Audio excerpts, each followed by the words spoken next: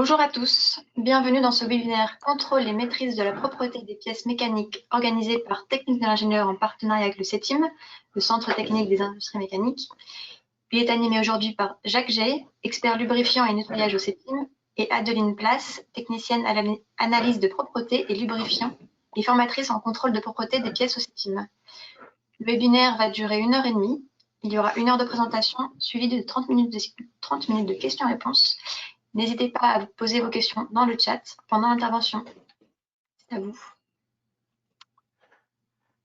Oui, bonjour. Nous nous présentons. Donc, nous faisons partie du pôle d'activité PID qui se situe, et on se situe à Saint-Étienne, qui comporte les activités qui sont présentées sur cette diapositive, technologie propre, énergie, éco-conception, robotique, sécurité machine et substitution. Voici les membres de l'activité technologie propre. Et donc, nous travaillons plus particulièrement dans le domaine de la propreté et du nettoyage. Voilà, nous sommes deux intervenants, donc Adeline Place, qui travaille au laboratoire de contrôle de la propreté, et moi-même, Jacques Gay, qui est un consultant, en particulier pour les audits de propreté et pour la connaissance et l'accompagnement par rapport aux procédés de nettoyage. Parlons donc de ce web découverte, de ses objectifs.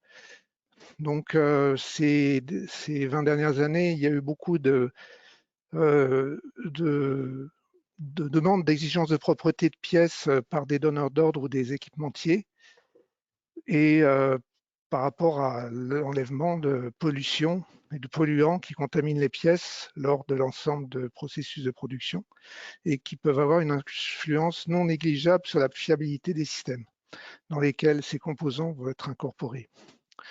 Donc, après une présentation des basiques de la propreté, nous vous présenterons les méthodes de mesure, les cahiers des charges, les méthodes de mesure du niveau de propreté, et nous terminerons cette web découverte par les différentes technologies de nettoyage en précisant leurs principes, leurs avantages et leurs limites. Voilà quels sont les points clés donc, pour être plus précis abordés. Donc, qu'est-ce que la propreté? Quels sont les enjeux dans ce domaine, les exigences, comment mesurer la propreté pour arriver à une pièce propre, quels sont les mécanismes de retrait que les technologies de nettoyage vont pouvoir mettre en œuvre pour enlever ces salissures et quelles sont aujourd'hui les technologies disponibles de nettoyage. Alors en fait, qu'est-ce que la propreté? Alors la propreté, une définition dans le Larousse, c'est la netteté, qualité de ce qui est exempt de saleté. En fait, cette définition n'est pas très explicite. Cette définition de la propreté veut à la fois tout dire et rien dire. Elle est subjective et peu parlante. Alors qu'est-ce qu'on entend par exemple de salissure ou de polluants? Ben, le zéro de la propreté ultime n'existe pas. On va plutôt parler de niveau de propreté, alors d'une pièce, d'un ensemble, mais aussi d'un fluide. Et ces niveaux de propreté vont être différents en fonction des applications et des enjeux du client qui les exigent. Alors l'important, c'est que ces niveaux soient adaptés à la situation réelle de fonctionnement avec un impact qui soit connu et mesuré. Alors la propreté va dépendre du type de contaminant. Voici ce qu'on peut trouver dans l'industrie. On peut trouver des copeaux, des liquides de process, des liquides des huiles, des bactéries, des poussières, de l'eau, des particules qui proviennent de l'ambiance des ateliers, les méchants virus, la rouille, des levures des champignons, de l'huile, souvent en mécanique, et des moisissures. Mais de plus en plus, on va retrouver aussi des fibres qui ne sont pas forcément très faciles à éliminer. Alors, du coup, on a 3 typologies de contaminants qui vont correspondre à 3 familles de propretés. Donc, la propreté microbiologique, des bactéries, virus, moisissures. La propreté chimique, donc avec des contaminants plus ou moins dangereux par leur nature chimique.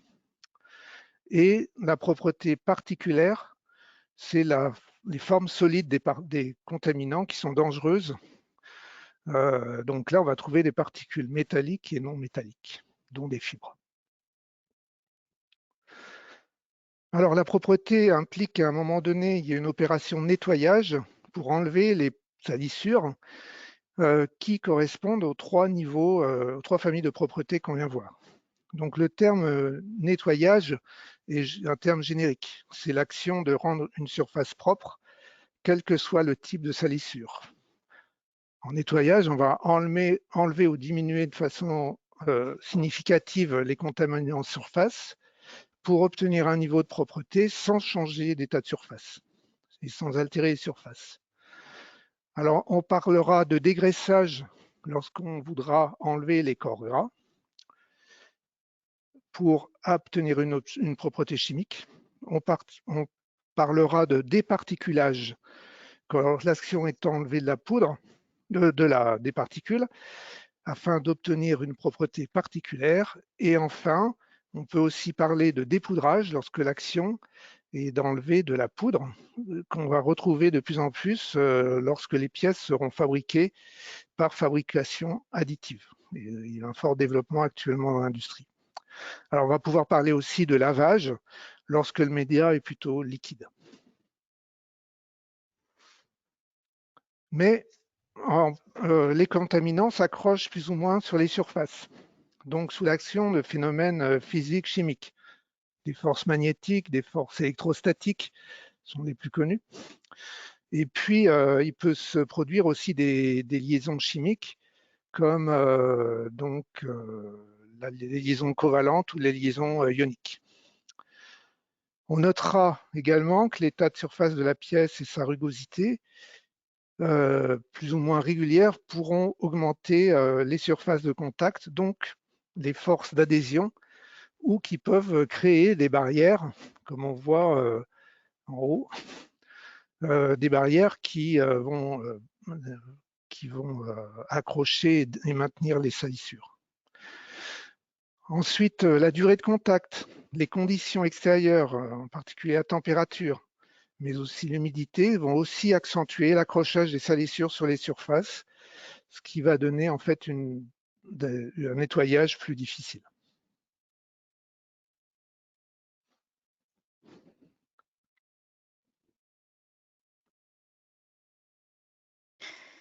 Merci Jacques. Du coup, vous pouvez basculer. Alors, maintenant que Monsieur Jay a introduit et a défini les familles de contaminants, la première question qu'on peut se poser, c'est de quelle quantité est-ce que l'on parle? Alors, ces quantités peuvent être définies par plusieurs critères et servent à mesurer la propreté. Alors, pourquoi ça ne marche pas? Hop. La propreté particulière, elle peut déjà être définie par les masses mises en jeu. Ces masses peuvent être très faibles. Alors souvent, on part d'une surface de référence qui peut être de 1000 cm² ou de 1 m². 1000 cm², c'est un rectangle de 10 cm par 1 mètre. 1 m², c'est un carré de 1 mètre par 1 mètre. Quelques exemples de cahier des charges, vous pouvez avoir le droit à 10 mg par 1000 cm² ou 5 mg pour 1000 cm² ou encore 50 mg pour 1 m². Qu'est-ce que ça peut représenter au niveau quantité? 1 à 2 mg, ça représente le poids d'un moustique. Alors, un moustique, c'est facile à trouver quand il est qu'à un seul endroit, mais s'il est uniformément réparti, ça devient difficile. On voit bien ici qu'on parle de quantités très petites. 10 mg, on est déjà sur le poids d'une fourmi noire, 15 mg d'une coccinelle, 50 mg d'un papillon monarque, et 1 gramme, on est déjà sur le poids d'une abeille. Une abeille, c'est déjà 1000 fois plus gros que ce qui peut être demandé en masse de pollution sur les pièces. Ensuite, on peut parler de taille. En général, on peut demander de compter les particules à partir de 5 microns. Alors, 5 microns, c'est à peu près la taille des bactéries. La plus grosse bactérie connue fait environ 50 microns et c'est la seule qui est visible à l'œil nu. Visible à l'œil nu en conditions parfaites. C'est-à-dire qu'en conditions parfaites, on est capable de distinguer un point noir qui fait environ 40 microns sur une feuille blanche. Entre 50 et 100 microns, c'est l'épaisseur des cheveux. Entre 300 et 900 microns, c'est 0,3 à 0,9 mm, c'est l'épaisseur des mines de critérium. Vous pouvez prendre votre critérium et faire un point sur une feuille. Une particule de la taille de ce point n'est pas autorisée sur vos pièces. Un grain de sable peut paraître tout petit, mais il fait déjà 1 à plusieurs millimètres. Donc c'est, par rapport à certains cahiers des charges, 10 à 100 fois plus gros que ce qui est autorisé sur les pièces. On peut, dans le cadre de la propreté chimique, parler d'un taux d'hydrocarbures. C'est les quantités mises en jeu. Au niveau des quantités, si je vous donne quelques exemples de cahiers des charges, vous pouvez avoir des cahiers des charges à 50 mg par mètre carré, 220 mg par mètre carré ou 550 mg par mètre carré. C'est les cahiers des charges les plus couramment rencontrés. 50 mg par mètre carré, ça équivaut à une goutte d'huile répartie uniformément sur notre carré d'1 mètre par 1 mètre. Donc 1 mètre carré réparti uniformément sur la surface, ça donne un film d'épaisseur, 1 gramme par mètre carré, pardon, réparti uniformément sur la surface, ça donne un film d'épaisseur de 1 micromètre. C'est très fin. Là aussi, on se rend compte que les quantités sont vraiment petites. Au niveau microbiologique maintenant, on parle de quoi? Donc, la propreté microbiologique est très complexe. Le corps contiendra en moyenne 40 milliards de bactéries et 30 milliards de cellules. Ça correspond au nombre de grains de sel dans 87 tonnes de sel. Lors de la mesure, une seule bactérie peut potentiellement amener à créer une colonie. Donc maîtriser la propreté microbiologique, c'est maîtriser ces 87 tonnes de grains de sel pour que pas un seul se retrouve sur vos pièces et crée un problème de contamination par développement d'une colonie. Alors bien sûr, les exigences dépendent de la dangerosité des bactéries, virus, levures et moisissures considérées. Vous avez ici quelques exemples de cahiers des charges. Par exemple, inférieur à une colonie ou des critères plus qualitatifs, entre 1 et 5, c'est bon, 6 à 15, moyen, ou supérieur à 50, très insuffisant. On voit que c'est encore une fois des choses extrêmement petites et donc invisibles à l'œil nu.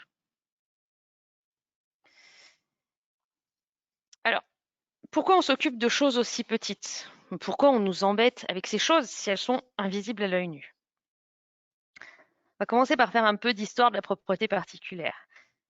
Dans les années 1950, les premières salles propres apparaissent avec le besoin de fiabilité des radars et gyroscopes à l'aube de la conquête spatiale. Ça commence par le domaine militaire dans un but qui est éliminer la poussière. 1960, on voit apparaître la notion de propreté particulière, surtout dans les domaines aéronautiques et militaires, parce qu'ils ont des organes très sensibles, par exemple des servovalves, plus des problèmes radars. En 1988, on introduit les différences de résultats selon les méthodes d'étalonnage des compteurs.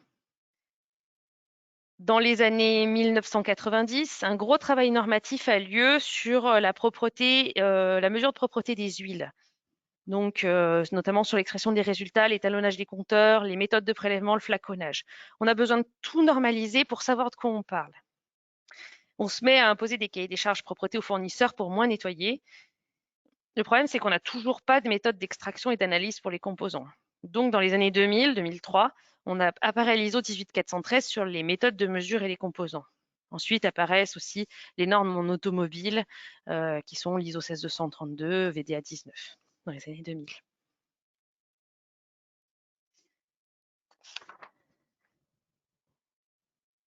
On peut parler des différents secteurs industriels concernés par ces problèmes de propreté. Donc, sur les secteurs, on peut avoir tout ce qui est cosmétique, l'alimentaire, les implants orthopédiques, le spatial, l'hydraulique, le pharmaceutique, tout ce qui est l'aéronautique, l'automobile, bien sûr, un gros consommateur, le luxe, les soudures, tout autant de domaines très divers. Par exemple, dans le collage, 50% de l'efficacité du collage est liée à la préparation de la surface. Ou pour le revêtement de surface, ça peut créer des cloques, des gratons.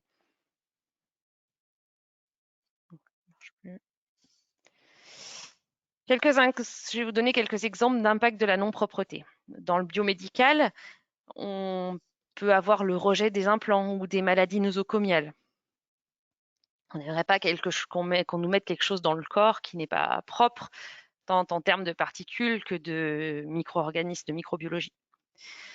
En optique, ça peut créer des aspects visuels, sur la mécanique de précision, des aspects visuels des pièces vis-à-vis des clients consommateurs dégradés. Et en optique, les performances des produits optiques. Sur les capteurs, une particule pourrait représenter l'équivalent d'un bâtiment. En aéronautique, agricole, travaux publics, ça concerne plus les circuits hydrauliques qui peuvent être défectueux dus à des fuites, des casses.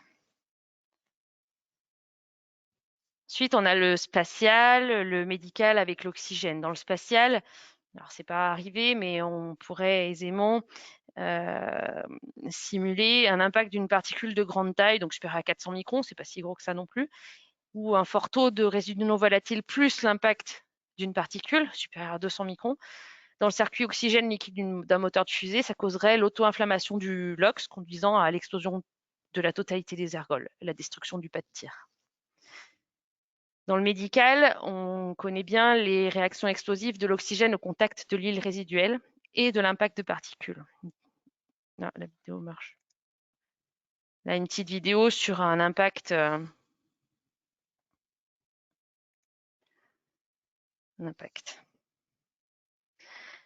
Dans l'automobile, d'autres exemples, des particules supérieures à 300-400 microns sont interdites dans les circuits de puissance hydraulique, car ça crée le blocage des électrovannes, des fuites.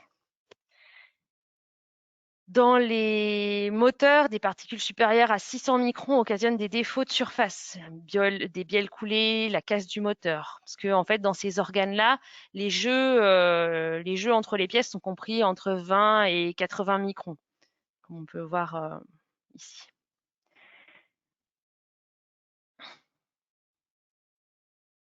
Les particules de 200 microns conductrices peuvent aussi causer des courts-circuits. Alors, les spécificités de la propreté. La propreté, plusieurs choses qui la caractérisent et qui nous rendent un peu la vie difficile. C'est que déjà, elle est difficile à détecter. C'est des quantités infinitésimales, comme je vous l'ai dit tout à l'heure, que l'on n'est pas capable d'estimer à l'œil nu et qu'il est difficile de mesurer en ligne. Il n'y a pas de signe avant-coureur. On ne voit pas avant. Les conséquences, elles se voient qu'à l'utilisation au moment où on a un problème qui arrive. C'est également très difficile à maîtriser parce que les contaminants sont des effets involontaires. C'est des effets secondaires. On ne les fabrique pas volontairement pour salir les pièces. Alors, comme ils ne sont pas introduits volontairement et qu'ils évoluent dans le temps, par exemple, une huile peut sécher, une graisse peut durcir, les particules peuvent bouger ou s'oxyder. Du coup, c'est difficile à maîtriser, d'autant plus que les sources de contamination dans une entreprise sont très nombreuses. Les particules peuvent être générées par le process, par exemple la fabrication, par les personnes, sur les vêtements, les mains, les cheveux, et par l'air ambiant qui véhicule les particules extérieures ou les particules des process adjacents.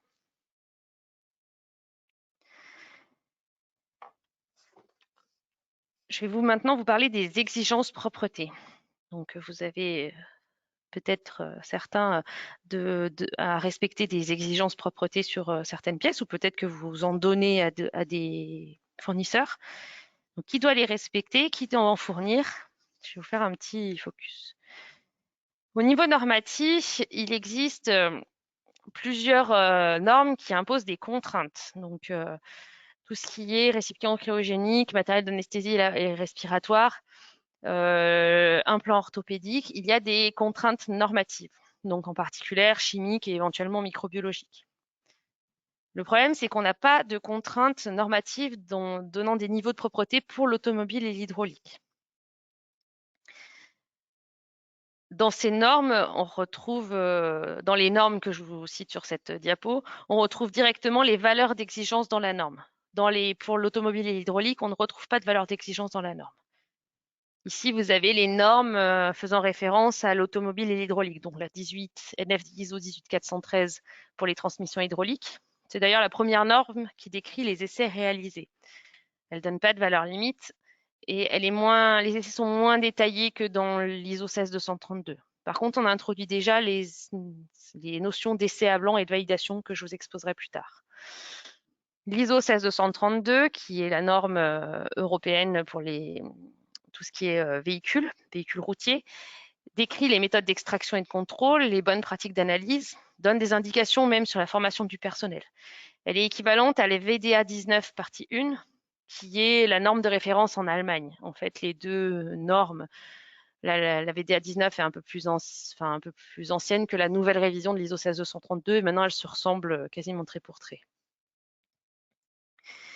Alors du coup, vous allez me dire, pour l'automobile et l'hydraulique, où est-ce qu'on retrouve ces exigences? Alors du coup, les exigences, elles doivent se trouver dans les plans ou les documents techniques de la pièce ou les cahiers des charges clients, qui font référence du coup aux normes utilisées pour la méthode. Alors, les cahiers des charges propreté.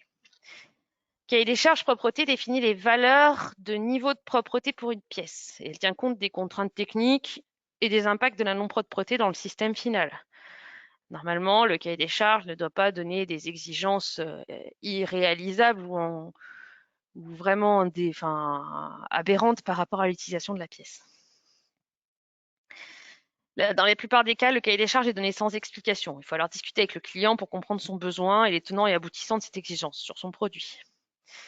Dans tous les cas, il devrait contenir au moins 4 choses. Les exigences propreté. Attention, il faut se méfier des exigences propreté non quantifiées. Dans certains cahiers des charges, on retrouve des exigences qui disent pièces propres ou pièces exemptes d'huile ou de particules. Si ce n'est pas quantifié, ce n'est pas mesurable et ce n'est pas justifiable en termes de conformité. Comme disait M. G tout à l'heure, le zéro particule, l'absence de pollution, le zéro particule n'existe pas. On retrouve toujours des polluants, que ce soit quelques microgrammes ou des particules qui font vraiment quelques micromètres. Vous devez aussi retrouver la méthode d'analyse à utiliser ou la norme de référence. En fonction de la méthode utilisée, les résultats peuvent fortement varier. Si la méthode n'est pas spécifiée, ça peut créer des conflits entre le fournisseur et le donneur d'ordre, car les résultats pourront être différents en fonction de la méthode, et on peut passer aisément d'une pièce conforme à une pièce non conforme, rien qu'en changeant la méthode d'analyse. Il doit également être spécifié la surface à analyser. Est-ce que c'est toute la pièce qui doit être analysée, ou si c'est par exemple que l'intérieur ou une zone spécifique, seulement l'intérieur d'un tuyau par exemple. Vous devez aussi avoir des informations sur le conditionnement. Le conditionnement, c'est la dernière chose en contact avec la pièce et ça va donc directement impacter le niveau de propreté de la pièce. Un conditionnement non adapté pourra anéantir tous les efforts que vous aurez fournis auparavant pour garantir la propreté d'une pièce. Il ne faut pas hésiter à remettre en cause une exigence propreté demandée par rapport au conditionnement imposé. Par exemple, si on vous demande une exigence propreté très sévère et des pièces qui doivent être emballées en vrac dans un carton, ce n'est pas cohérent. Alors, quelques exemples d'expression de spécifications. Par exemple, pour les teneurs en hydrocarbures ou pour la propreté chimique, elle peut s'exprimer en milligrammes par unité de surface ou de pièces. Donc, par exemple, vous voyez sur le côté inférieur à 550 mg d'huile par mètre carré ou inférieur à 0,5 mg d'huile par implant. Ça peut être aussi exprimé par la tension de surface en DIN ou en Newton-mètre par centimètre. Attention, la tension de surface, c'est un résultat qui est fortement influencé par la nature des matériaux et l'état de surface, notamment la rugosité. On peut aussi faire de l'analyse élémentaire pour la propreté chimique. En microbiologie, on exprime cette propreté en comptant les colonies après culture. On obtient en unités en UFC, unités formant colonies.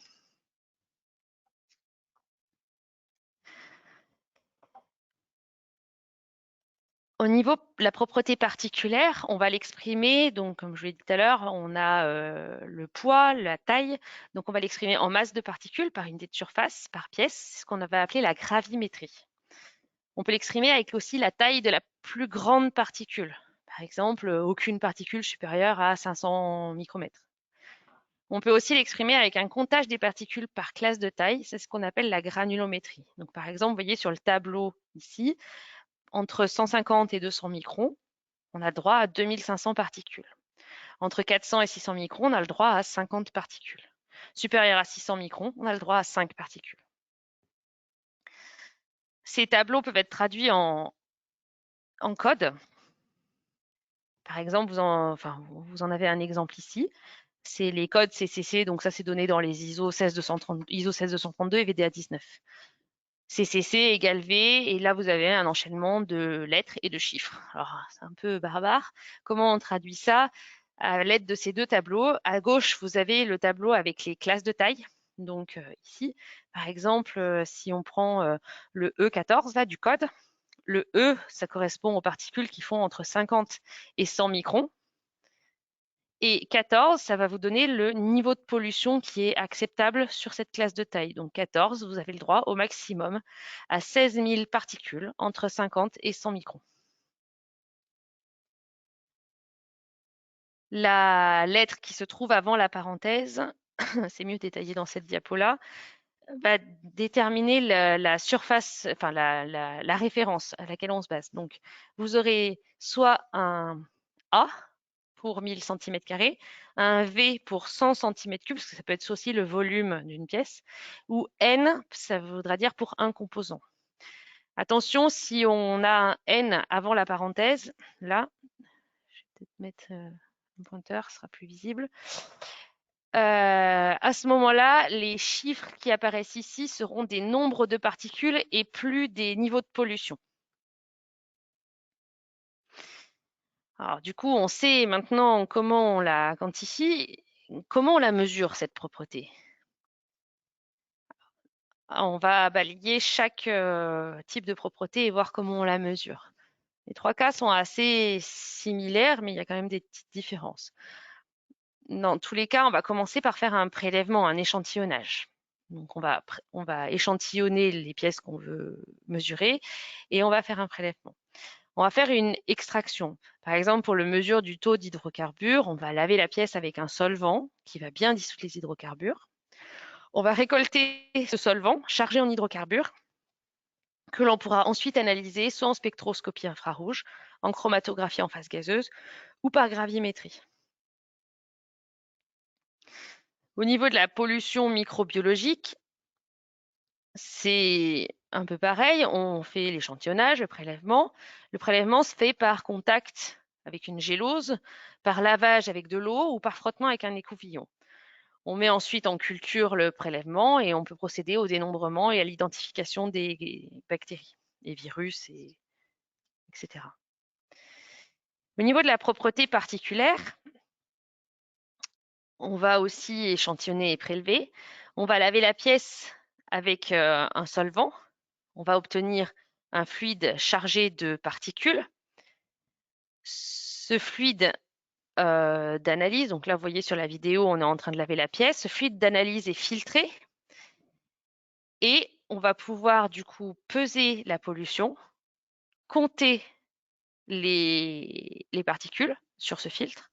Ou alors on pourrait aussi analyser directement le fluide chargé de particules en comptant la pollution et en donnant la taille. Pour donner la nature, il faudra forcément passer par une filtration. En effet, en comptant directement les particules dans le fluide, ça sera plus un compteur optique qui marchera par extinction de lumière. Donc en fait, il verra une ombre à la place de la particule et il va déterminer juste la taille de l'ombre. Mais on ne pourra pas différencier si c'est une fibre, une particule, si elle est métallique ou quoi.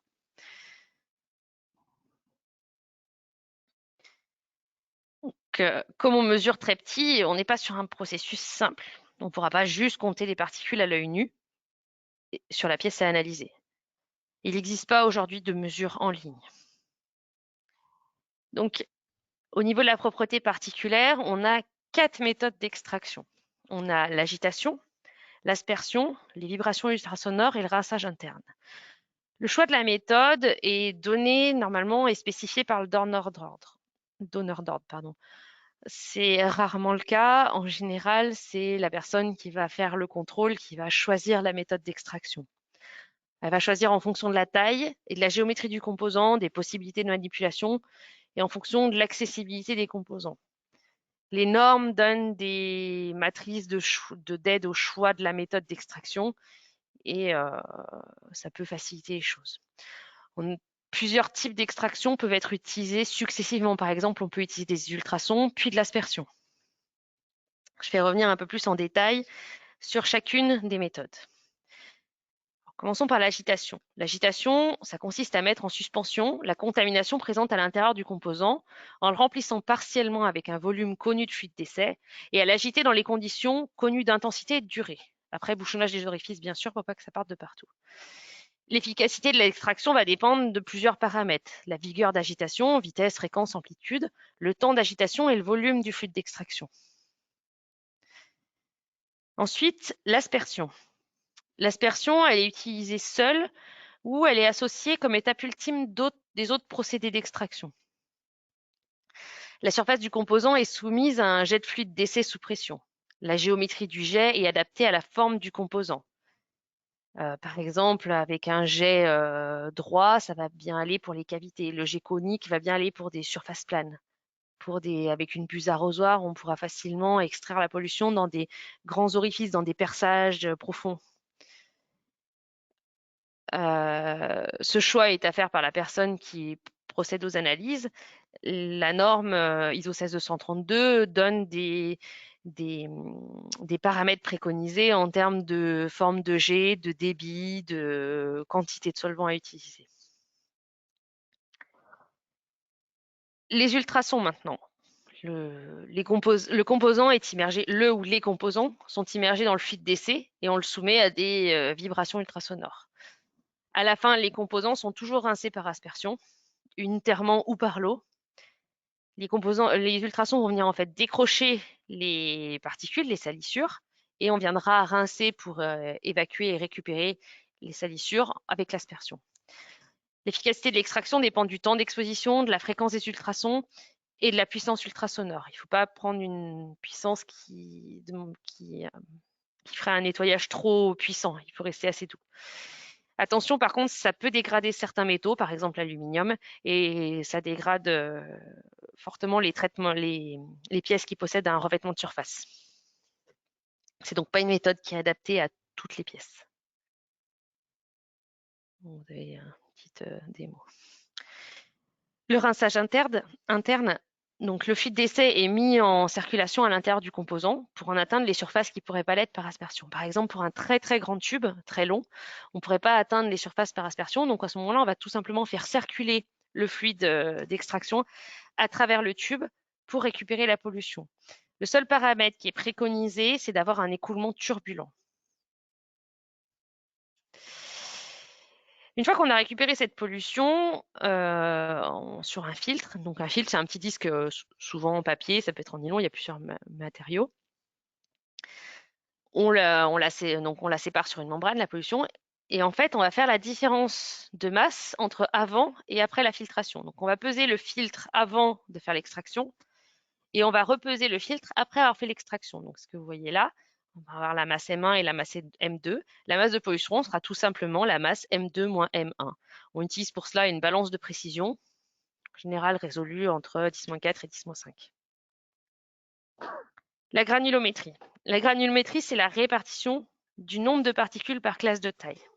Alors, elle peut être mesurée de plusieurs manières, soit par analyse microscopique, donc optique ou électronique. L'optique va permettre de mieux compter les particules. C'est les manuels ou assistés par ordinateur par analyse d'image.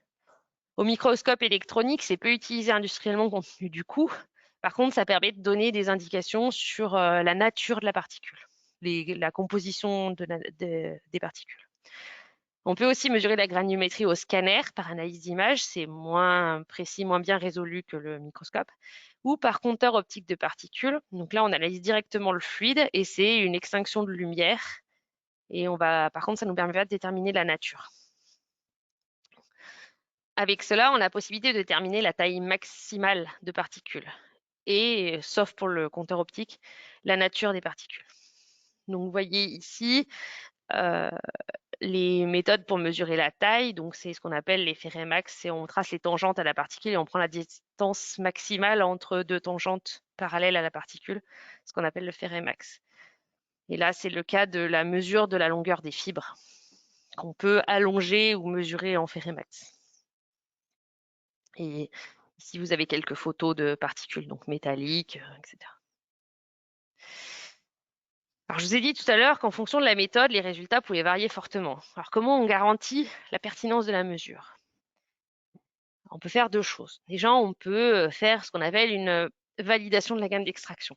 Ça consiste à confirmer que la méthode d'extraction des contaminants permet de recueillir la grande majorité des polluants pour l'analyse. On part sur, dans les normes, au moins 90% de la pollution. Cette validation, elle est effectuée qu'une seule fois par référence de pièce.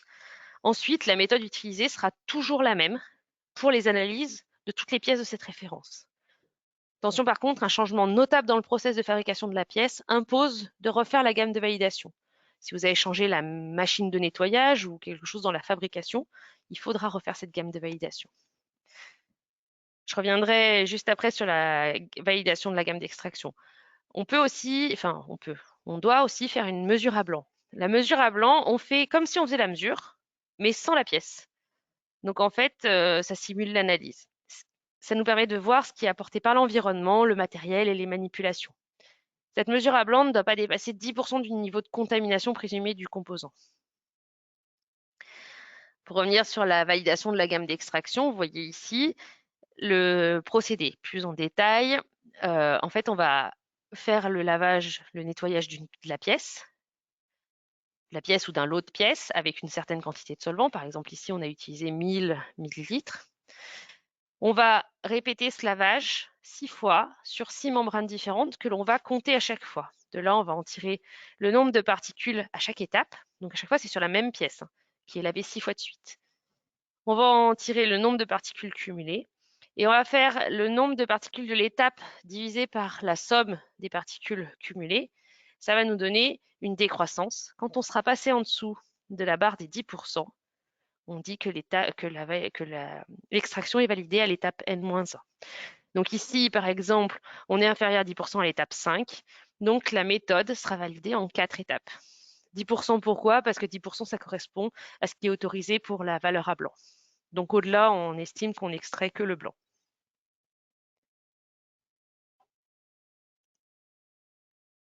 Merci.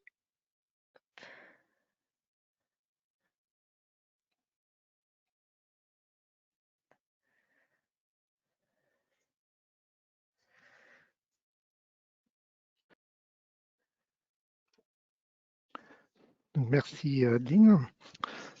Alors, maintenant, je vais vous parler de comment le nettoyage va-t-il agir pour enlever les salissures sur les surfaces.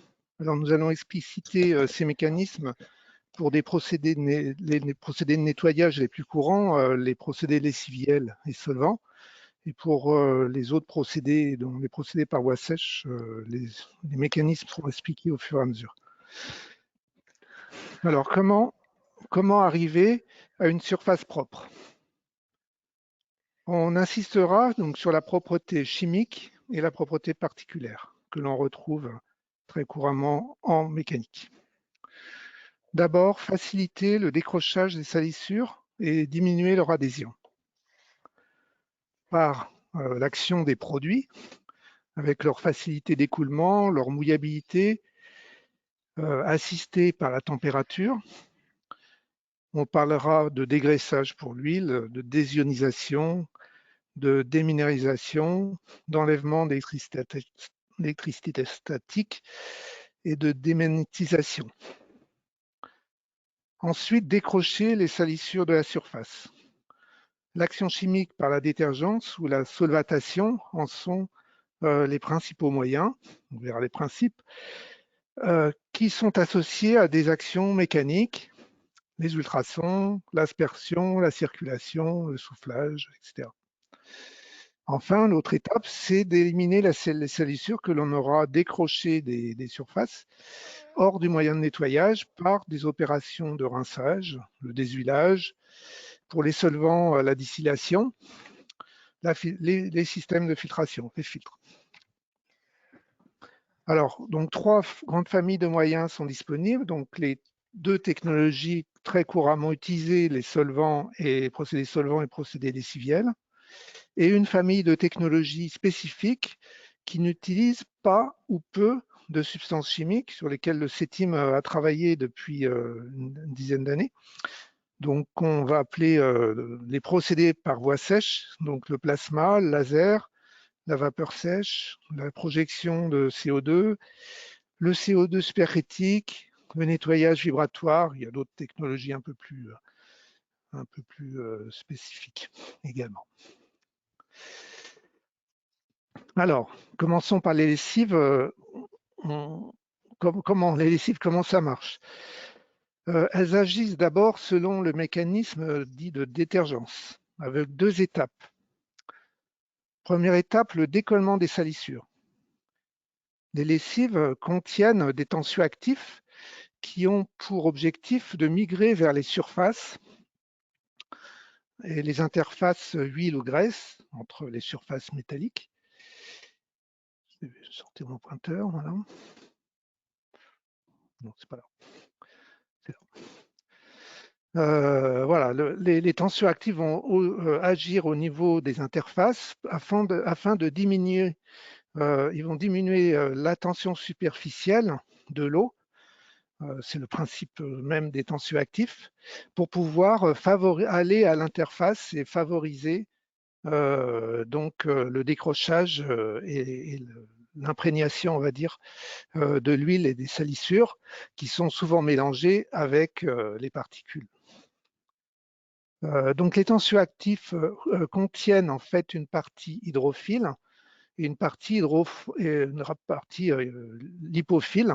Donc les parties lipophiles vont se tourner vers l'huile et hydrophiles vers l'eau. Voilà, pour former ce qu'on appelle en fait des micelles. Donc ça, c'est l'émulsification. Et ces huiles seront ensuite dispersées dans la solution détergente sous forme de fines gouttelettes. Et nous aurons donc ici un mélange stable de l'huile qui est appelé émulsion. Alors on va retrouver aussi ce type d'émulsion dans les chutes de coupe. Alors d'autres facteurs vont rentrer en compte dans le fonctionnement des lessives. La saponification, c'est-à-dire la création de savon par la mise en l'hydrolyse en milieu alcalin par une base comme la soude ou la potasse, et avec une température élevée qui va accélérer en fait la réaction. Et donc ces savons seront ensuite éliminés lors du rinçage. Ensuite, il peut aussi y avoir, en fonction des composants, de la composition de la lessive, des phénomènes de dissolution, donc des microsolvants. Ça va permettre aussi d'éliminer tous les sels qui peuvent se former. Et puis, l'opération de chélation, c'est-à-dire l'élimination en fait des métaux qui sont présents dans les eaux de dilution, calcium, magnésium, en formant un complexe qui va être aussi éliminé lors des opérations de rinçage.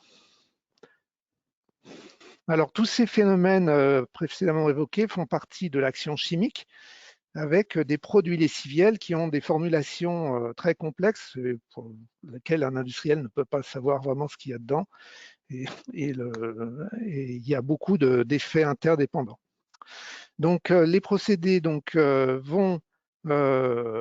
lessiviels vont agir de manière efficace selon 4 facteurs. Donc, l'action chimique dont on vient de parler en fonction de sa famille chimique, de la concentration qu'on va y mettre dans l'eau et qui sera au départ préconisée par le fournisseur. Ensuite, la température qui va permettre de ramollir les salissures, mais aussi qui est indispensable pour l'efficacité des effets de la détergence, des tensioactifs et des effets de la saponification. Toutes les actions mécaniques qu'on va pouvoir mettre en œuvre pour accélérer en fait le décrochage des salissures. Et puis on va ensuite mettre une durée qui sera un facteur en fait d'ajustement des 3 paramètres précédents, qui peut être une contrainte si on a des productions élevées.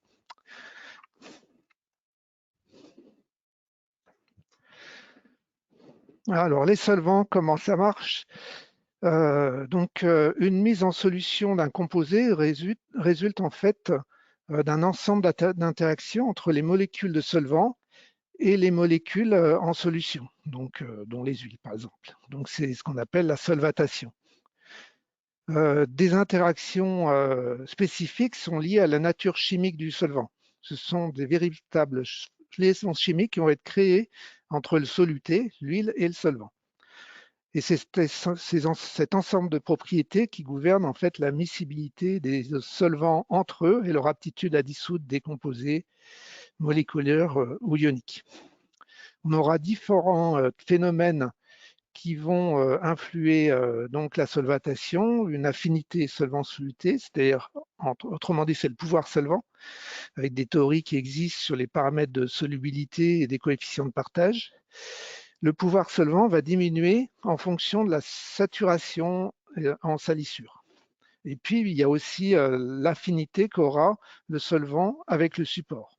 Il ne faut pas que, en particulier pour le matériau plastique, on ne peut pas utiliser n'importe quel solvant. Alors, au cours du nettoyage, et c'est ce qui est explicité dans le schéma ici, et contrairement aux lessives, on va retrouver une couche limite de solvant saturé en salissure à la surface, et donc qui va se réduire au fur et à mesure du temps. Et plus elle sera fine, plus la vitesse de dissolution sera rapide. Et donc, à la fin, on va se retrouver en fonction de la pureté ou de la propreté, on va dire, du solvant, eh bien, on va forcément se retrouver, contrairement aux lessives qui vont à l'interface et vont enlever les huiles, avoir une couche très fine, plus ou moins fine, de solvant saturé à sa surface. Alors, voyons maintenant quelles technologies sont à notre disposition. Alors, les procédés solvants sont aujourd'hui très bien identifiés. Ils ont beaucoup évolué à cause des réglementations environnementales et d'hygiène et de sécurité. Donc, dans la plupart des cas, on va utiliser des machines dites hermétiques, une machine étanche, une machine fermée, c'est-à-dire qui vont limiter en fait les impacts des émissions atmosphériques et les risques de contact entre un opérateur et les solvants utilisés. Alors, on va retrouver des solvants de différentes familles. Principalement aujourd'hui, le gros développement, c'est les alcools modifiés et un petit peu les hydrocarbures. Mais on va retrouver encore le perchloréthylène, qui est utilisé souvent par les sous-traitants, par exemple en traitement thermique ou traitement de surface, parce qu'ils ne connaissent pas les salissures qui sont présentes sur les pièces à nettoyer. Alors, le problème du perchloréthylène, c'est que sa pérennité n'est pas assurée. En particulier, le perchloréthylène va être bientôt interdit dans les pressings pour le nettoyage des vêtements. Donc, la réglementation n'a pas évolué, mais elle risque de l'être. Voilà. Il y a quelques applications également en fluoré. Le principe, en fait, c'est d'entrer les pièces dans une chambre de travail étanche, de les nettoyer avec de l'immersion, de l'aspersion, de la phase vapeur, le solvant mis à l'ébullition, en rajoutant des ultrations et de la filtration au niveau action mécanique. On va épurer la chambre de travail par condensation et par l'action du vide, qui a aussi comme rôle de limiter les risques d'inflammabilité et de sécurité, de sécurité, puisqu'on, par exemple, sur des alcools modifiés à une température qui ont un point d'éclair de 60 degrés, eh bien, on va les utiliser à des températures supérieures à la pointe d'éclair. Donc, on a besoin du vide pour limiter ces risques. Et également, on aura, ici, vous avez les cuves de solvant. Le solvant sale qui aurait été utilisé pour nettoyage va être distillé en continu pour pouvoir séparer l'huile du solvant et de pouvoir le réutiliser après des systèmes de filtration.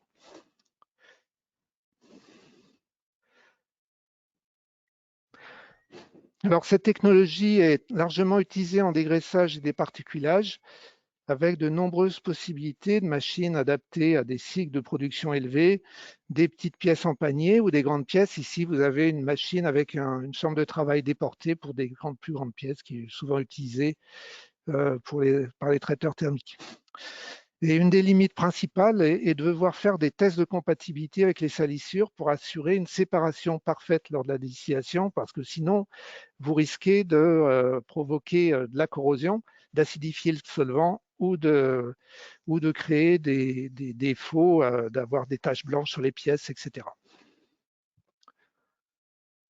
Les procédés lessiviels donc, sont aussi largement répandus avec deux méthodes de travail, donc par aspersion, dans des machines pour du nettoyage interopération avec différentes possibilités de taille et d'intégration dans la production.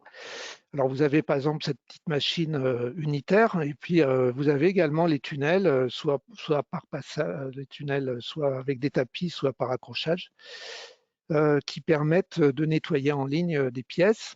Donc ça c'est l'aspersion simple. Et puis vous pouvez aussi avoir de l'immersion, donc avec soit des petites unités pour des petites productions, soit des unités plus importantes qui vont être qui vont ressembler à ce qu'on peut trouver dans le traitement de surface. D'ailleurs, en traitement de surface, les premières étapes, c'est le dégraissage, le rinçage avant de passer à des opérations de décapage et de revêtement. Alors, les développements récents ont porté sur des actions mécaniques combinées, donc de l'aspersion rotative. Vous avez ici un panier qui va tourner dans un sens et une aspersion avec des bus dans l'autre, donc avec une aspersion proche des pièces. Vous allez pouvoir faire remonter le liquide dans la chambre de travail pour pouvoir faire de l'immersion. Et vous allez par exemple aussi pouvoir utiliser le vide. Donc là, vous pouvez avoir aussi en boucle des systèmes de filtration et des systèmes de déshuilage en continu qui permettent d'optimiser en fait la propreté de la lessive.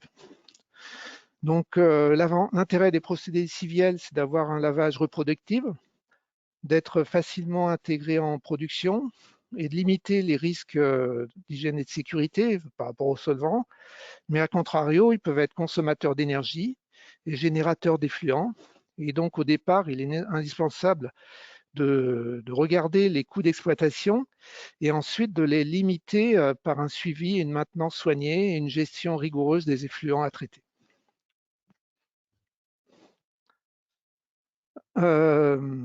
Ensuite, on passe donc parmi les technologies à voie sèche. Nous avons étudié le développement des technologies plasma. Donc, le plasma, en fait, c'est ce qu'on appelle le quatrième état de la matière. Donc, en fait, c'est un gaz ou un fluide ou de l'air à un moment donné qui va être à qui on va donner de l'énergie supplémentaire, ce qui va permettre de détruire en fait les lésions chimiques des salissures. Ça va permettre également d'activer les surfaces, par exemple pour permettre l'adhérence de peinture sur des matériaux polymères. Et donc, on a deux types de mise en œuvre. Donc, mise en œuvre en enceinte, donc, qui est relativement peu utilisée pour du nettoyage simple. Mais on a aussi donc un développement fort du nettoyage de bandes en continu sous forme atmosphérique. Et donc, il y a des applications qui permettent d'éviter des machines, des cuves assez longues, on va dire, de lessive pour faire du dégraissage, du rinçage. Et donc, c'est un avantage aussi de réduire en fait les tailles des process de nettoyage. Le plasma donc, permet un niveau élevé de nettoyage à basse température avec très peu d'émissions, puisque en fait, les liaisons sont cassées et sont captées par aspiration. Par contre, dans les essais réalisés, on s'est aperçu que le plasma ne permet pas d'enlever de grandes couches de salissure, donc ça nécessite un pré-nettoyage ou alors des pièces peu chargées. Alors, ce n'est pas forcément un moyen de départiculage, même si le souffle du plasma peut éjecter les salissures. Le laser, en fait, produit un plasma sous l'influence d'une impulsion lumineuse. Et contrairement au plasma atmosphérique, la couche de salissure est enlevée entièrement, quelle que soit son épaisseur. Ce procédé est facilement robotisable, le plasma l'est aussi, atmosphérique l'est aussi. Néanmoins, les applications actuelles restent très spécifiques à certains secteurs comme le nettoyage des moules dans la plasturgie ou dans la fonderie, ou la rénovation d'œuvres d'art. Il n'y a pas eu vraiment de développement spécifique de la part des fournisseurs pour remplacer des systèmes de nettoyage, même s'il existe quelques applications existantes. Voilà. Alors, voici maintenant le CO2 sous forme supercritique. Alors, il s'agit de porter le CO2 liquide, sous forme liquide, qui est stocké sous forme liquide, sous une pression supérieure à 70 bars. Alors, en production, on est plutôt à 100 à 150 bars, dans un autoclave, et à une température supérieure à 31 degrés. En jouant sur les paramètres de température et de pression, donc le CO2 va pouvoir se comporter à la fois comme un gaz qui va diffuser facilement à l'intérieur des pièces et à la fois comme un liquide qui a un pouvoir solvant qui permettra la dissolution de nombreuses salissures huileuses. Alors, le CETIM donc, a permis le développement d'une machine de nettoyage que vous voyez ici avec la société DFD. Donc, pour nous, CETIM, avec les essais que l'on a réalisé avec de nombreuses configurations de niveau de propreté à obtenir, de complexité de pièces, de difficulté d'enlèvement de salissures, eh bien, on estime que c'est la technologie la plus mature pour remplacer les procédés solvants. Il y a une application, alors l'industrialisation, on va dire, de ce procédé se fait lentement, mais récemment, il y a une application qui est en cours de validation sur des pièces décolletées qui a permis le remplacement du trichloroéthylène, qui était le trichloroéthylène, qui était le seul solvant qui permettait un dégraissage efficace. Alors, on attend le retour d'expérience de cet industriel pour montrer la fiabilité de ce procédé pour une application à productivité élevée qui pourra se comparer aux procédés solvants et donc de pouvoir éliminer, enfin, réduire l'impact des solvants. La vapeur sèche, c'est la vapeur portée à une température élevée de 120 à 140 degrés, dans laquelle il subsiste très peu d'eau en suspension. La température élevée va pouvoir compenser l'action chimique en fait d'une lessive pour éliminer les souillures, aider de la pression de projection d'une dizaine de bars. Et donc la température a aussi un effet bactéricide qui va être intéressant. En fait, donc cette technologie est souvent comparée à celle du nettoyage haute pression, enfin en comparaison du nettoyage haute pression. Et il y a eu beaucoup de développement d'applications de projection manuelle pour la maintenance des machines, le nettoyage de grandes surfaces, comme vous voyez ici. Voilà. Il est très utilisé aussi dans le nettoyage et désinfection dans l'industrie alimentaire, en particulier avec le développement du nettoyage de bandes par des outils adaptés. Pour tout ce qui est convoyeur dans l'alimentaire. Et en mécanique, la vapeur remplace avantageusement les procédés lessiviels en ligne lorsqu'on a des bandes en continu comme ça ou des tunnels de lavage. C'est les principales applications. Voilà, ici vous avez une machine individuelle de nettoyage par vapeur sèche des pièces. L'avantage principal, c'est la rapidité de nettoyage en moins de 3 secondes, ainsi que la diminution forte des effluents générés. La limite, en fait, c'est d'être proche de la pièce, donc 3 cm. Donc, ça veut dire qu'il faut avoir auparavant, avant de partir dans cette technologie, d'avoir une étude technique pour adapter les outillages à la pièce et également une étude économique pour voir si la production raisonnée de vapeur, la production de vapeur est raisonnée et ne coûte pas trop cher en production de vapeur par des chaudières. Alors, la technologie de projection de CO2 a connu un bel essor pour les applications manuelles par projection. Soit on utilise des billes de glace, on appelle pellets également, soit on utilise le CO2 sous forme liquide qui va être projeté sous forme de neige carbonique. Le principe, en fait, c'est que le froid va permettre une rétractation des salissures avec une expansion du volume de glace et de neige qui vont emporter les salissures, qui vont se détacher de la surface, et on sera aidé également par le souffle de la projection. Alors aujourd'hui, il y a beaucoup sur la projection de glace carbonique, beaucoup de sociétés de traitement à façon implantées régionalement qui permettent d'utiliser cette technologie. Et pour les applications automatisées, même si c'est un avantage important, la difficulté en mécanique, c'est de récupérer en fait l'huile parce qu'elle ne va pas être facilement captée, elle peut être projetée, mais éliminée, mais elle ne va pas pouvoir être captée facilement dans les tuyauteries.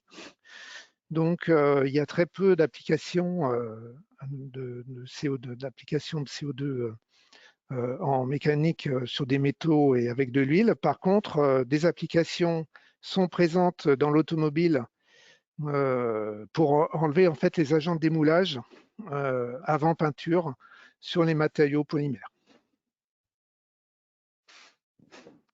Le dernier procédé qui est aussi en développement pour un nettoyage en ligne, c'est le nettoyage vibratoire, hein, dont le principe en fait est de mettre en vibration une pièce dans une chambre associée à de l'aspiration.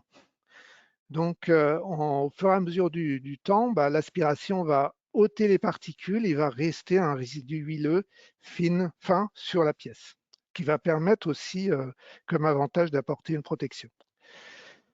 Donc cette technologie, c'est une technologie de nettoyage en ligne, donc elle pourra se développer pour ces applications-là, mais aujourd'hui, ça reste des applications assez confidentielles, il y a très peu de fournisseurs, et ça nécessite aussi une étude préalable pour adapter une chambre de travail adaptée aux pièces.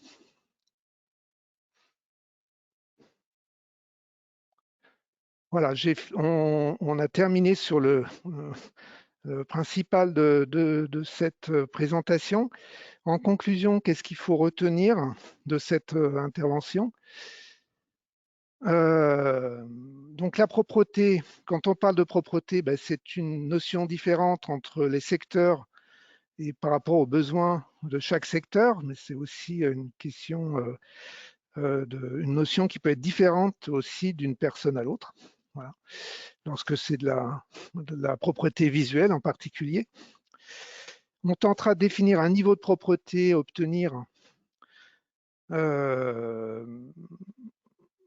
oui, un niveau de propreté à obtenir d'une pièce ou d'un ensemble qui va répondre à une famille de propreté chimique, particulière ou microbiologique, et avec des moyens spécifiques pour dégraisser, départiculer ou assainir les pièces. Donc les secteurs industriels ont tous leurs spécificités avec des notions de propreté qui sont associées à leurs impacts qui sont néfastes pour leur utilisation. Donc il y a des normes ou des cahiers des charges qui permettent de les quantifier, de les qualifier ou de les quantifier ou de donner des valeurs. Il convient donc d'adapter les cahiers des charges selon les exigences réelles de l'utilisation des pièces, avec des valeurs de niveau de propreté qui tiennent compte des contraintes techniques et des impacts de la non-propreté dans le système final en termes d'exigences dépendant des quantités et de la nature de la pollution, des méthodes d'analyse à utiliser suivant des normes de référence et rapportées à des surfaces de pièces. Alors, on retiendra des méthodes d'extraction qui ont été présentées, qu'elles soient adaptées aux pièces suivant leur complexité, suivies de méthodes de filtration et de comptage aboutissant à ce que l'on veut réellement mesurer. Et pour obtenir la propreté voulue, différents moyens sont à disposition. Tout d'abord, par le produit qui va être utilisé, ses constituants, soit le solvant, les tensioactifs ou les principes physiques des technologies par voie sèche, aidés par la température ou les conditions physiques ou les paramètres physiques. Les actions mécaniques qui permettent d'accélérer ou d'affiner les performances et en maintenant un temps nécessaire et suffisant. Donc des technologies éprouvées, solvants et lessives, donc sont à disposition et évoluent constamment avec pas mal de développement de systèmes d'agitation spécifiques et des technologies aussi par voie sèche qui sont propres, sobres et sûres, même si elles s'adaptent à des contextes particuliers, ce ne sont pas des solutions universelles, avec une mention particulière que le CETIM veut mettre en avant, celle de la technologie du CO2 supercritique, qui nous paraît la plus apte à remplacer les solvants. Et si vous voulez aller plus loin, donc, on vous propose un certain nombre de liens pour regarder de plus près nos propositions. Donc, on a une filière sur la propreté de nettoyage que l'on a mis en filière formation propreté nettoyage qui a été mis en place donc via les formations en CETIM Académie du CETIM. Donc Prop 01 comprendre la propreté, ses enjeux et les actions à mener. Prop 02 vous accompagner pour contrôler vos pièces dans votre entreprise. Prop 03 approfondir les technologies de nettoyage. Prop 04 bien choisir la technologie avec une méthode rationnelle. Prop 05 suivre son installation nettoyage pour garantir la propreté dans le temps. Et la Prop 07 des règles de conception pour optimiser la propreté si on a des pièces qui sont conçues pas trop complexes pour le nettoyage et qui sont conçues au niveau de la fabrication pour limiter les zones de rétention ou tout ce qui est friction, etc. C'est toujours mieux. Voilà. Pour nos applications, nos solutions d'accompagnement, un lien vers les prestations que nous proposons. Et puis, vous pouvez donc participer à nos manifestations. Donc, on a un rendez-vous bisannuel qui s'appelle Cleanmeca. Cette année, il aura lieu à distance les 1er et 2 juillet. Après, vous avez tous les outils du CETIM, la mécathèque du CETIM, et puis les articles qui sont indiqués ici sur les techniques de l'ingénieur. Voilà, en vous remerciant de votre attention et à votre disposition pour vos questions.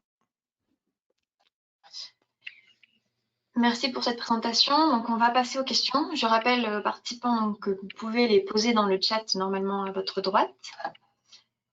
Voilà. Alors, une première question. Quelles normes existent pour identifier les conditionnements adaptés à un niveau de propreté particulière dans mon cas donné? Alors, en général, oui, c'est bon, j'ai allumé mon micro. En général, les conditionnements doivent être indiqués dans les cahiers des charges clients. Souvent, dans le cahier des charges du client qui va vous donner les exigences de propreté, il y aura un petit chapitre sur le conditionnement. Je ne connais pas de normes spécifiques qui existent sur les conditionnements. Le sujet non plus, je crois. Non. Ce sera plus dans les cahiers des charges, du coup. D'accord, merci. Question suivante. Quelles sont les conditions opératoires pour mener à bien l'opération de distillation? Donc, entre parenthèses, c'est précisé température, pression, etc. Alors, la distillation donc, se réalise en fait dans les machines hermétiques sous vide. Donc, il y a différents systèmes. Donc, on porte à ébullition en fait le solvant au-dessus de sa température d'ébullition et va pouvoir séparer ainsi l'huile qui a forcément une évaporation, enfin une ébullition plus haute. Et puis le solvant. Voilà, donc on peut avoir différents systèmes dans les machines, une distillation atmosphérique suivie d'une distillation sous vide qui va être plus intéressante parce que on va mieux pouvoir séparer au niveau des déchets, avoir une meilleure séparation au niveau des déchets, on va dire, de l'huile. D'accord, merci. Alors juste, la personne qui avait posé la première question précise, je suis le client. Voilà. Du coup, je ne sais pas vous répondre. Peut-être se rapprocher d'autres personnes qui pourront donner des indications sur le conditionnement. Après, le conditionnement va être aussi tributaire de votre pièce. Si par exemple elle craint la corrosion, par exemple une mise en protection VCI sera nécessaire. Dans tous les cas, il y a des bonnes pratiques à avoir, c'est d'avoir un emballage hermétique, donc il n'y a pas de trou. Par exemple, faire attention, certains sachets plastiques ont un trou en haut, ça c'est pas correct. Ne pas emballer directement des pièces dans un carton, puisque à ce moment-là, il y a le carton crée facilement des particules qui viennent se mettre sur les pièces. Attention aussi, par exemple pour des exigences sévères, à des pièces qui seraient en grand nombre dans le même emballage, qui pourraient s'entrechoquer et du coup créer des particules les unes avec les autres. Tout ça, c'est en mettre en relation avec les exigences demandées sur les pièces, bien sûr. Ok. Parmi les méthodes de nettoyage citées, quelle est la plus économique? La plus économique. Alors, si on compare un procédé solvant et un procédé lessiviel, on est sur la comparaison. La comparaison qu'on doit faire, c'est une comparaison associée du coût de l'installation et du coût d'exploitation. Les procédés solvants, donc en machine hermétique, seront, ont forcément moins de pertes. Enfin, les pertes sont limitées, sauf si on utilise mal sa machine, bien sûr. Les procédés lessiviels, l'inconvénient qu'il va y avoir, c'est que si on ne suit pas la lessive en temps réel, si on ne suit pas la propreté des pièces en parallèle, on risque d'avoir des dérives au niveau de la concentration, de mauvaise température par exemple. Et à ce moment-là, on va avoir une concentration en tensioactif dans la lessive qui va être limitée. Et la lessive va se charger et forcément, il va y avoir des opérations de vidange qui vont être nécessaires. Donc, après, voilà, c'est un peu ce qu'on peut dire au niveau des procédés classiques, sans vouloir jeter l'opprobre sur les procédés lessiviels. Sur les technologies par voie sèche, disons que là, on a un vrai gain en termes de quantité de déchets, en termes de quantité de déchets, d'effluents, d'émissions. Après, voilà, c'est plus une question d'adaptation technique de la technologie par voie sèche par rapport à l'application au nettoyage qu'on veut faire et à la pièce qu'on veut nettoyer. D'accord, merci. C'est difficile de répondre comme ça à une question. Voilà. Alors après, il y a la consommation énergétique, la consommation de produits. Voilà. Les technologies par voie sèche, en fait, pour justement réduire fortement, soit si on travaille à basse température, si y a peu d'émissions, si on peut éliminer facilement, voilà. Alors, question suivante. Le nettoyage par CO2 supercritique entraîne-t-il une corrosion des pièces en acier comme des solutions lessivielles? Non. Non, il n'y a aucun. Le CO2 est complètement neutre vis-à-vis des surfaces. Ok, alors la question suivante est un petit peu longue.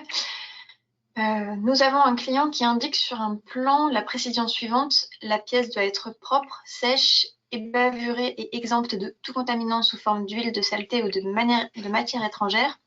Nous sommes une tôlerie, et réalisons cette pièce en poinçonnage-pliage. Devons-nous exiger une quantification des contaminants à respecter?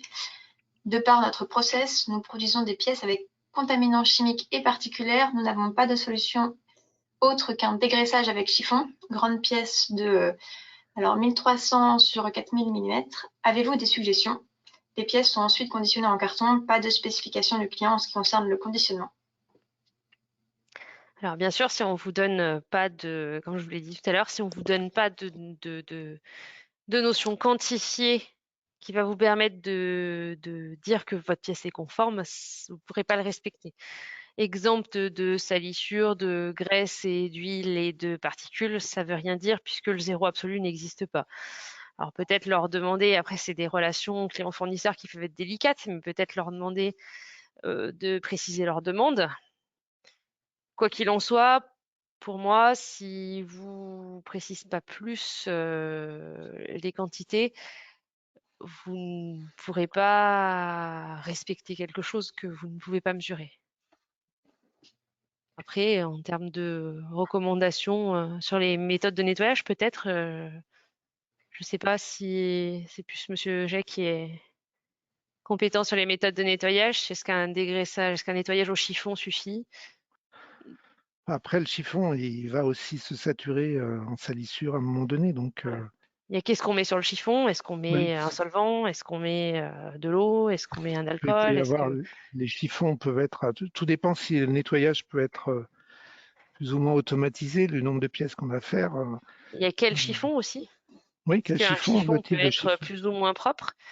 Nous, par exemple, au laboratoire, on utilise des chiffons spéciaux sales propres qui ne produisent pas de fibres et qui sont contrôlés pour avoir très peu de particules à leur surface. Si vous utilisez un chiffon comme celui que vous avez sous l'évier, ça risque d'être un peu plus compliqué à obtenir un résultat de propreté acceptable. Mais encore une fois, si on ne sait pas en quantité ce qui est acceptable, on ne peut pas le respecter. Il existe des chiffons pré-imprégnés de solvant, mais bon, après, il y a aussi un coût qui est associé à. Oui, un coup. Et puis au niveau environnement, du coup, on jette à chaque fois un chiffon. Ouais. Mais bon, ce sont des solutions qui sont utilisées quand même.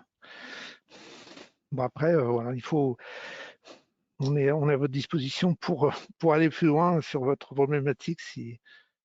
Donc, je pense que vous aurez nos coordonnées pour pouvoir nous rappeler, quoi. Oui. Parce qu'il faut aller plus loin dans la définition de ce que vous recherchez comme propreté, quoi. C'est déjà demander au client qui précise un peu sa demande. Merci. Question suivante. Quel est le meilleur solvant utilisé sur des surfaces lisses? Les solvants, bon, ils ont des tensions de surface et des tensions de surface et des viscosités qui leur permettent de s'écouler très facilement. Donc voilà, c'est un peu choisir un solvant à nous. Après, il faut un solvant aussi qui ne sèche pas trop vite. Vous prenez de l'acétone, par exemple, vous allez avoir un séchage relativement rapide, quoi. Ça dépend des applications aussi. Oui, et puis après, les surfaces, ça dépend de la surface, de la taille aussi de la surface. D'accord, merci. Quelle taille de particules maximum par nombre de particules spécifiées en fonction d'un jeu de fonctionnement donné? Il doit manquer des mots. Je n'ai pas compris la question. Moi non plus. Quelle taille de particules maximum? Maximum par rapport au nombre de particules spécifiées en fonction d'un jeu de fonctionnement donné. Il doit manquer un petit mot ou enfin si la personne qui a posé la question peut la réécrire. Merci. Au slide 43, pourquoi les cas C et D sont interdits? Je crois que c'était. Alors, Tu peux peut-être revenir. Ah, c'est. Ça ne gêne pas de revenir, Jacques. Pourquoi les cas C et D sont interdits? En fait, on va pas mesurer. En fait, c'était plus pour imager le propos. On va mesurer la taille sur les tangentes à la particule. On va créer des tangentes, on va tracer les tangentes à la particule et on va déterminer entre quel temps, enfin, on va déterminer la distance maximale entre deux tangentes sur la particule. Ça va donner la taille max de la particule. On va pas suivre tout le dessin de la particule pour tracer un trait du coup qui serait courbe. On va mesurer en ligne droite. Et finalement, ça allongerait la particule que de suivre toute sa courbe. Sur des particules. Par contre, sur des fibres, on pourrait allonger, parce qu'en fait, une fibre, c'est une des principales caractéristiques d'une fibre, c'est d'être textile. Si c'est pas textile, c'est pas une fibre. Donc, une fibre textile, ça bouge, ça peut se dérouler, se renrouler, et ça dépend comment ça se pose. Donc, là, à ce moment-là, on cherche à dérouler la dimension. Pour une particule, non, puisqu'une particule reste figée et massique. D'accord, merci. Alors, la personne a réécrit sa question. Quelle taille de particule maxi spécifiée en fonction d'un jeu de fonctionnement donné? Je ne sais pas si c'est plus clair. Quelle taille? Oui, en gros, je pense que la personne, elle a un jeu de fonctionnement et elle se demande quelle taille peut être autorisée par rapport à ce jeu-là. Alors, il y a notamment dans les, après ça dépend des applications, mais on sait que par exemple dans des roulements, un jeu qui peut être assez fin, une particule peut arriver, quand elle est coincée par exemple dans le roulement, elle peut arriver à se déformer et à quand même, si elle est abrasive, créer un dommage dans le roulement, alors que a priori sa taille est supérieure au jeu du roulement. Après, de là à donner un ratio entre les deux, je suis pas capable de le faire. Si vous êtes fournisseur, j'ai envie de vous dire, rapprochez-vous de votre client. Si vous êtes client, il faut peut-être se rapprocher de retours d'expérience, de choses où ça passe et de choses où ça passe moins, ça passe pas. Merci.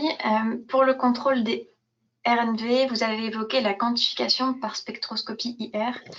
Pouvez-vous détailler les solvants d'extraction possibles et les bandes d'IR à utiliser?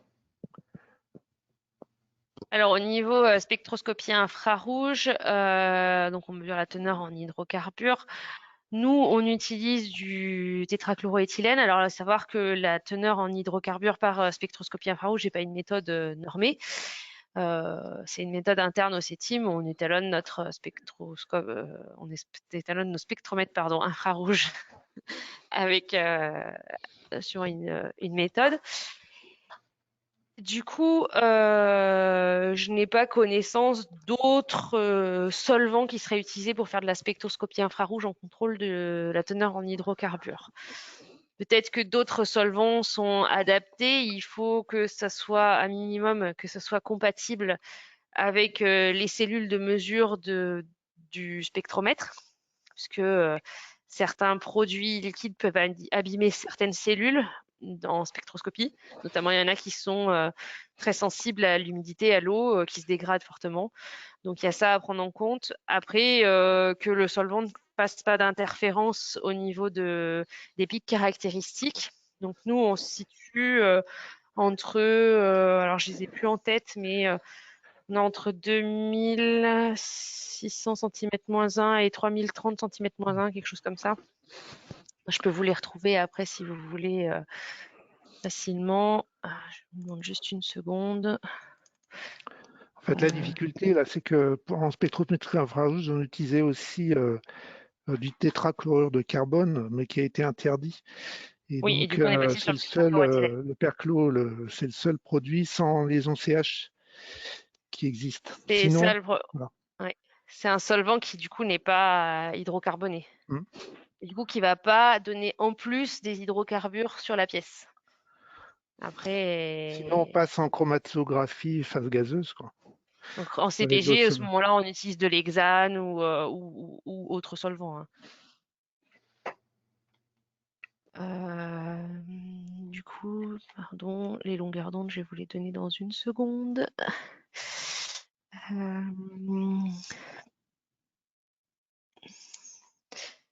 Entre 2855 et 3030 cm-1. Donc, on a nos pics des teneurs en hydrocarbures qui sortent entre ces longueurs d'onde-là. Ok, merci. Y a-t-il des critères environnementaux fiables pour comparer les différentes technologies? Technologie de nettoyage, du coup, je pense. Oui. Vous pouvez répéter, s'il vous plaît? Y a-t-il des critères environnementaux fiables pour comparer les différentes technologies?